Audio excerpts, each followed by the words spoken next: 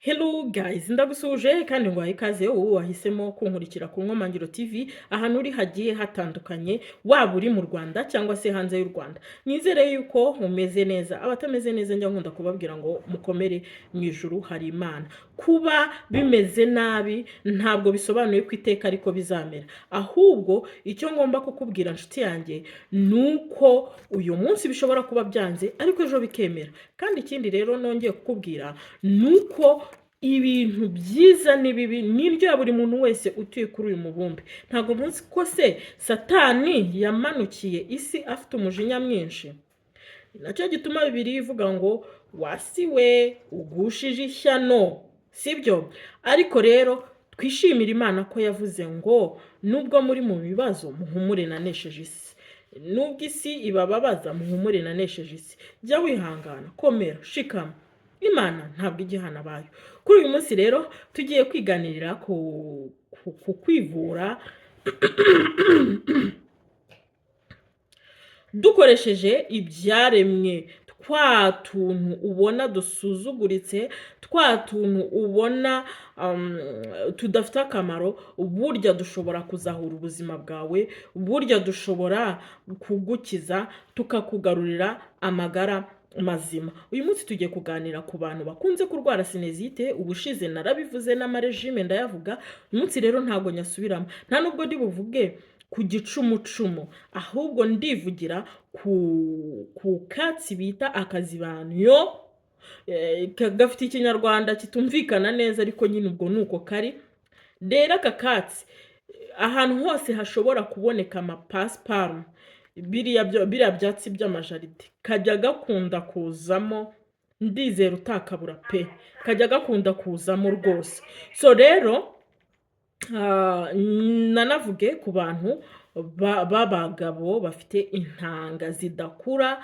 Ubushize mwarambwiye ngo nkunda kubwira abamama gusa cyangwa abana cyangwa iki, ariko mwese burya ndabavuga, ujye wumva nawe umuti ushobora kukugirira akamaro.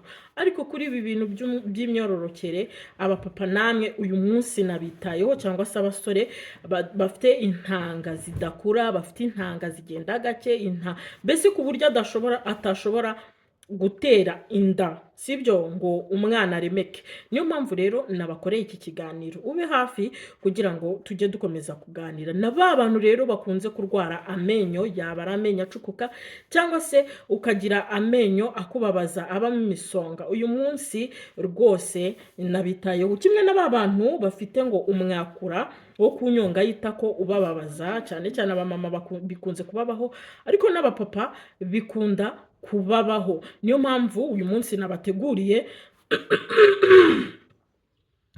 sinzi akantu kari kunkora mu muhogo. Niyo mpamvu uyu munsi nabateguriye iki kiganiro mbereka n'aka kazibanyo. Kano katsi muri kukabona, mujye mukitegereza. Utuse ntago mutuzi, ntimuzi yuko tumera ahantu mu mapasiparumu, bizera gutya kagaragara neza. Aka rero niko bita akazibanyo. Rero tugiye kureba uko dushobora kuba twakivurisha sinezite, sibyo? Ufata tuno tubabi uri kureba, hanyuma ukadusekura, hanyuma ugakamura utuzi tuvuyemo, udushyira muri buri zuru. Iyo uri umuntu mukuru ushyiramo ibijojoba 2 muri buri zuru, hanyuma ukabikora iminsi 7. Iyo ari umwana kuva ku mwaka ushyiramo akajojoba kamwe, then ku manywa, mu gitondo, ku manywa, nimugoroba, nabyo ukabikora iminsi 7. Amasinezite arakira burundu. Uzabikore uzaza hano ushima. Mwabonye ko igicumucumu cyakijije abantu benshi, ubuhamya burahari, abantu amasinezite yaramereye nabi barakize. Niyo mpamvu nkubwiye rero nawe hera ubu ngubu nawe wivurisha ibyaremwe, kuko nubwo ubona agasuzuguritse, hari n'abakarimbura mu mapasiparumu ngo barashakamo pasiparumu gusa, ariko kandi kano kantu ni umuti utagakwiye kurandura, kuko nako ubwako kajya kumera nka pasiparumu, ariko hari abantu babiranduramo ngo barashaka icyatsi cya pasiparumu cyonyine. Ariko kano kantu ntuzongere kukarimbura kuko ni umuti mwiza ku bantu barwaye sinezite n'ibindi byinshi tugiye kukavugaho. Reka tugere kuri ba bantu noneho bifitiye intanga zidakura cyangwa se zidafashe cyangwa zitagira umuvuduko. Hari n'abandi zijya kurekurwa zikazana umuvuduko nibura nka 85%, ariko zajya gusohoka ukabona zisubiye kandi kuri zero. Ubwo rero ni uburwayi bukomeye kandi bugezweho. Niyo mpamvu nkurangiye uyu muti. Ese muri kureba mukawitegereza? Muri kureba neza? Ndizera kano kantu nta muntu utakazi kuko kakunda kumera ahantu henshi mu mapasiparumu. Aka gati rero ni umuti mwiza ku bantu bafite intanga zifite ibibazo, gatunganya prostate ifite ibibazo, ifitemo utubuye, mbese muri izo nzira aka kantu iyo ugakoresha cyane nta kibazo ukunda kugira. Hari n'abantu baba bifitiye ibibazo mu gutera inda, bakaba nyine intanga zabo zidakura, zidafashe, zaba zinahari zikaba ari utuzi. Ibyo byose niyo mpamvu Imana yaturemeye kano katsi, ihabwa icyubahiro. So rero mwumve yuko muzakira, ntimukihebe. Ntimukihebe, nanjye ndahari ngo nzajya mbafasha, hanyuma Imana ibamare umubabaro, ibereke yuko amagara atagurwa magana, na ka kantu ushobora gusoroma gashobora kugukiza ibyo wari kujya kwa muganga ukivurisha amafaranga menshi cyane. Rero ka kantu gasuzuguritse tukabonamo urukundo rw'Imana, ko ni ukuri kunda abantu bose, abakene n'abakire bose Imana ikabakunda, kandi ukaba uri umukene ukivurisha tuno tuntu tworoheje, waba uri n'umukire ukivurisha ugakira ku kigero cyiza, utagiye gutanga amafaranga menshi cyane y'umurengera. Rimwe na rimwe ugasiga abana bawe mu bukene cyangwa umuryango wawe, cyangwa se ukagurisha ibyawe, kandi nukuri akantu koroheje kashoboraga kugukiza. Ni gute rero aka katsi kazagufasha wowe ufite ibyo bibazo by'intangangabo zitameze neza? Ufata agati kariho utubabi. Ubwo ni ukuvuga ngo ni nk'aka gati, sibyo?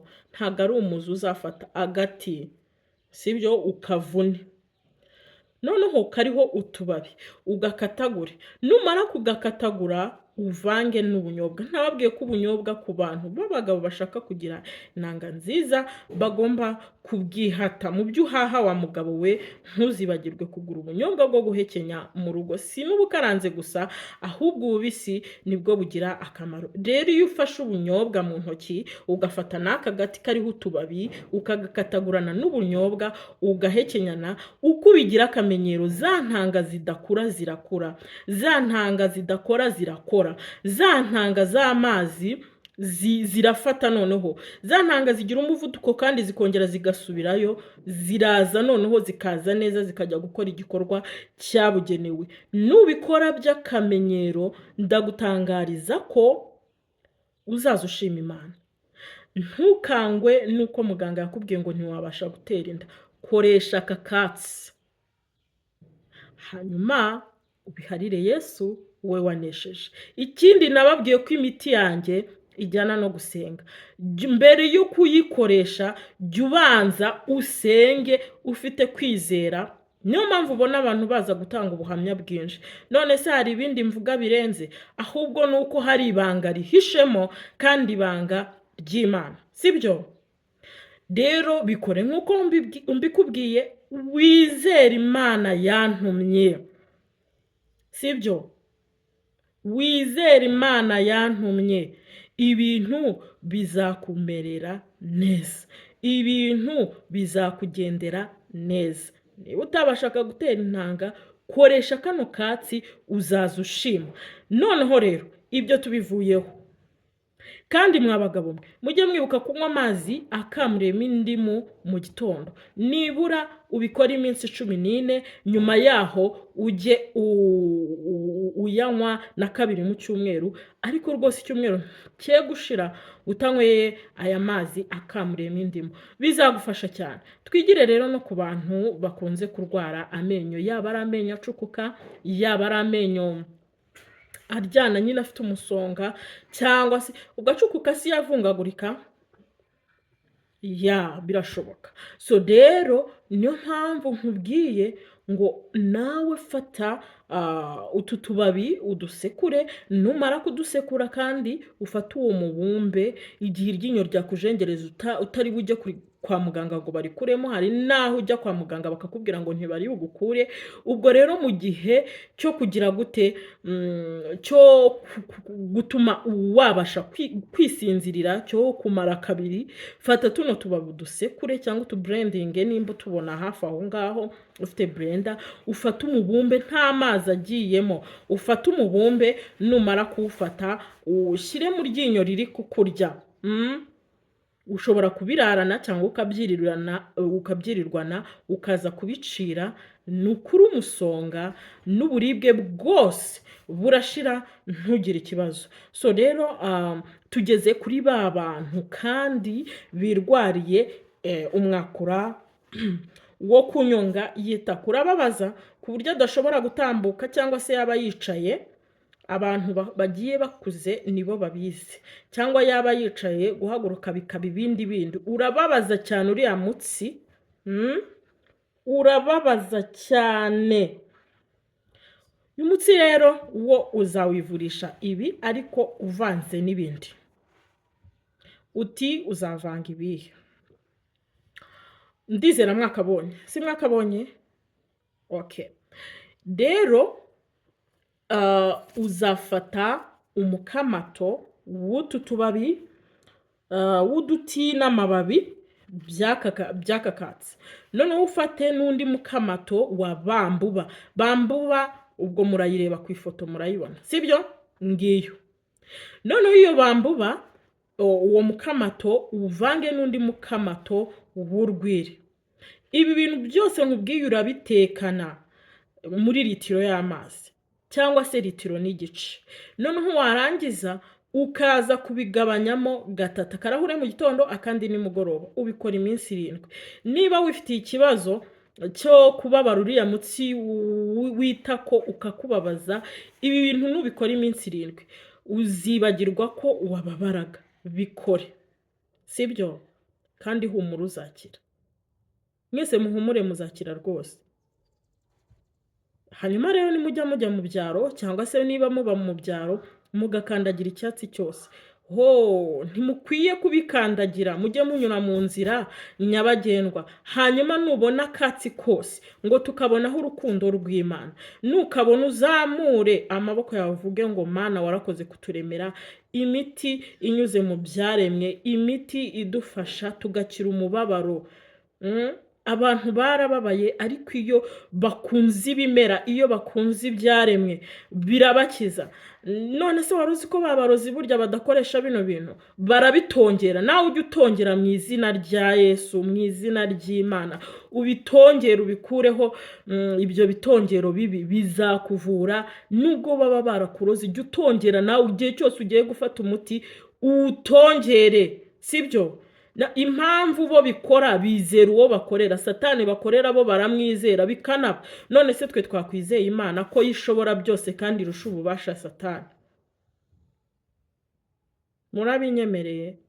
Mureke twivurisha ibyaremwe, kandi ibyaremwe bizatugirira umumaro rwose. So rero nshuti zanjye, nizere ko umuntu wese urwaye sinezite agiye kuzikira. Nizere ko umuntu ufite intanga zidafashe cyangwa se z'amazi cyangwa zigenda gake, nawe azaza ashima, akazajya kwa muganga bakamubwira ngo noneho bimeze neza. Wa muntu urwara amenyo akamuzahaza, rimwe na rimwe kwa muganga bakamubwira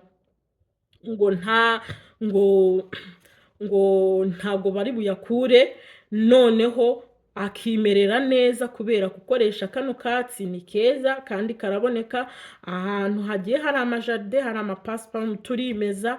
Rero nshuti zanjye, ndagira ngo nkubwire ngo hera uyu munsi wivura. Wa muntu urwaye umwakura wo mu nyonga yita ko nawe urababaza, murabiza babirwara. Rero hera ubungubu wivura, sibyo? Hera ubungubu wivura kandi uzaza ushima Imana. Mbabarire, noneho rero reka nkwibutse niba utarakanda subscribe mbabarira ubikande kugira ngo tujye tubana mu biganiro bigiye bitandukanye kandi byiza. Ahangaha tuvuga ibintu byubaka, ahangaha tuvuga ibintu byururutse imitima y'abantu, dutanga inama. Nubwo tudaherutse gukora video nk'izo, ariko reka tubanze tunivure roho nziza mu mubiri muzima, sibyo? Rero ndagusaba kwibuka gukanda subscribe, ukora share, ushaka kujya muri groupe yacu ya WhatsApp, kuko hari igihe niho nshobora kubona umwanya wo gusubiriza abantu bose icyarimwe. Rero niyo mpamvu twakoze groupe ya WhatsApp. Ubishaka usiga nimero yawe, hanyuma tukakwadingamo cyangwa se tukakongeramo mu mubare w'abashaka gufatanya n'Inkomangiro TV, kugira ngo tujye dufatanya kuvura abantu dukora share. Nawe ujye ukora share, subscribe wayikanze byararangiye, utarayikanda nukuri ubikore, urabamfashije cyane. Ndabakunda, Imana ikandusha, mbifurije kugira amagara mazima.